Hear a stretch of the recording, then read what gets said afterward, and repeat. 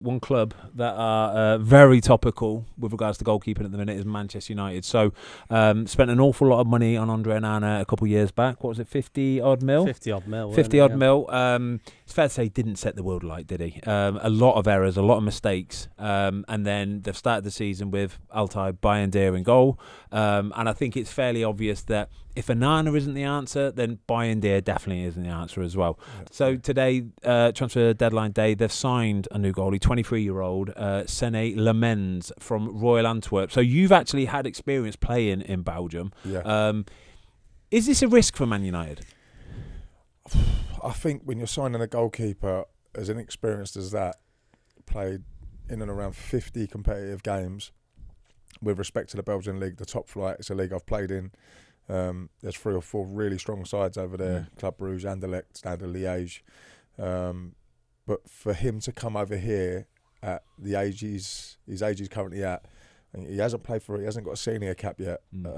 For Belgium. For Belgium, and I think that's huge pressure, not only on him, but I just think it's a real bold move from a club to sign someone. Now, if you're signing him and you've got 2 goalkeepers that are clearly out of sorts, I think your hand will be forced into saying, well, if you've signed him for X amount of money, 20 odd million, he's got to go straight into the side.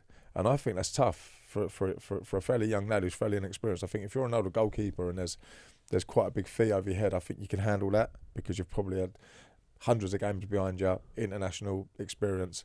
But then to walk into a club as big as Old Trafford in the state it's in, because it is an estate at the minute, I think he would be under huge pressure. It won't be easy for him. However, it's evident the club need to make changes. I think they were both poor signings. And just going back to the Onana one, when he was away at the African Nations, there was a big fallout, and I remember him being sent home, if I remember rightly, and it was due to disagreement with the manager over the way the team was playing and over how he wanted to play. And for me, that's a major red flag. If you're not buying into what's best for the group and doing what you want to do because you think it's the way you want to play, I think that's very detrimental to the group, and I think it's disrespectful. So that was a red flag for me straight away.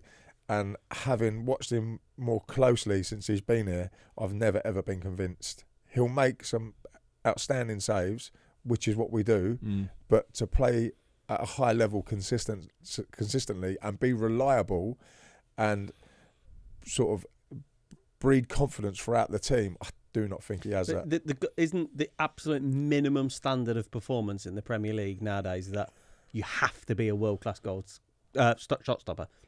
All of them. Have to be. They all are. Yeah. So it's not enough, is it? But you look at the situation United are in, like you said, it's not a good state at the moment. And right now, where they are, he can't be the guy. Like, surely I think it's affecting the group, I'll be honest with you.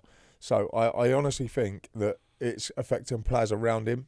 It will definitely be affecting people that he's playing with, whether that's defenders or whether that's just the team in general.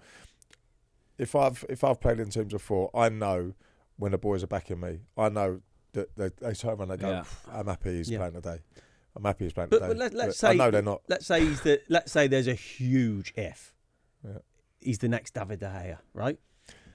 Huge if. Yeah. David De Gea didn't have it his own way to start with. It took him a couple of years to get going. And United right now need can't somebody afford good that, to can go. they? They need a Emi Martinez.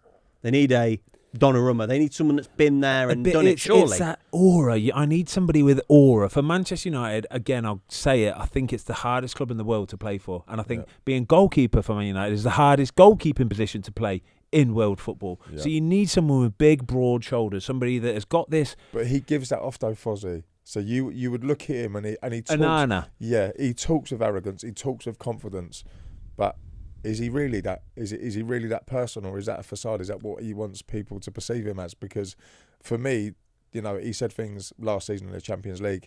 I forget who they were playing, but I know he made some comments on the opposition or players and whatever else. And I don't know if that's a bit of a front. Yeah. And what I would do if I was him, I'd just leave that to someone else now and just start. Let your football try and do the talking. Yeah, start being concerned about your performances and the level of your performance, because he's absolutely miles off at the minute. And one thing I will say, if they bring someone in, the crazy thing is now they've just brought someone in. Now they're going to have all 3 goalies because it's too late for the other 2 to move on. Now, I guarantee you now, Onana will not be. Well, I can't guarantee that because I don't know him personally. But how will that affect the other goalkeeper that's just come in? Because I'd imagine, having an idea about what sort of character is, I bet you won't be the easiest to get on with now. If he does get left out the side and this young lad comes in, I can't imagine he's going to be putting an arm around this young lad and saying, I wish you the best. There's the culture of the goalkeeping department. You guys know better than anybody, but you're now in a position where you've got Tom Eaton as 4. Yeah, he'll be brilliant with him. Yep. If that was the case, Tom would be brilliant with him. Bayindir and Onana, who's 2. And then this new kid as number 1. I've watched a lot of videos of his YouTube, and it's, as it always is the highlights, it's the saves, the best bits, the way that he moves around the goal, the best bits. And he looks on the eye test like he's a competent goalkeeper. He's a big lad. I would worry he's maybe a little bit too big and heavy, if that makes sense. Maybe big and heavy.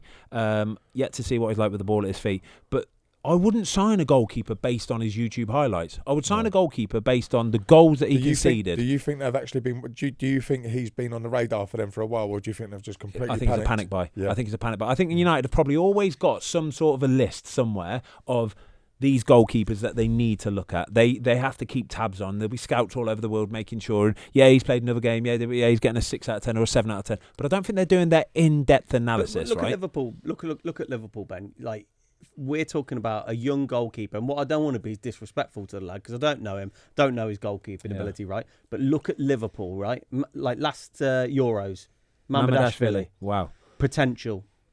But don't just bring him in as a 1. No, it's too much to ask. The Premier League is it's the toughest league in the world. It really I think the is. demands putting a goal in the Premier League are bigger than greater than any other league in terms of balls in the box and everything. The pressure. I think it's the pressure is the big. That's what I'm saying about. I need a goalie with aura. If you give me an Emi Martinez or you give me a Gigi Donnarumma, right, I can just tell by looking at them, their body language, their facial expressions, right, they do not care about that external noise. It ain't even entering their sphere, Stacky. I think do you know it what I mean? helps when you've won some massive. I think it helps when you've won everything known to man between the two of them. They have though. Best between the two in of the them. World Cups, Euros. So I mean they're standouts. But for me, I just don't get why United haven't gone for someone proven. Big money. Get the big dog done. Get one of them by spending whatever it is, 30, 40, 50 mil, but get it done properly. Emi was apparently he had already agreed terms. The fact that he missed Aston Villa's game the other night tells me that there was a deal very close. What do you think's gone wrong there then?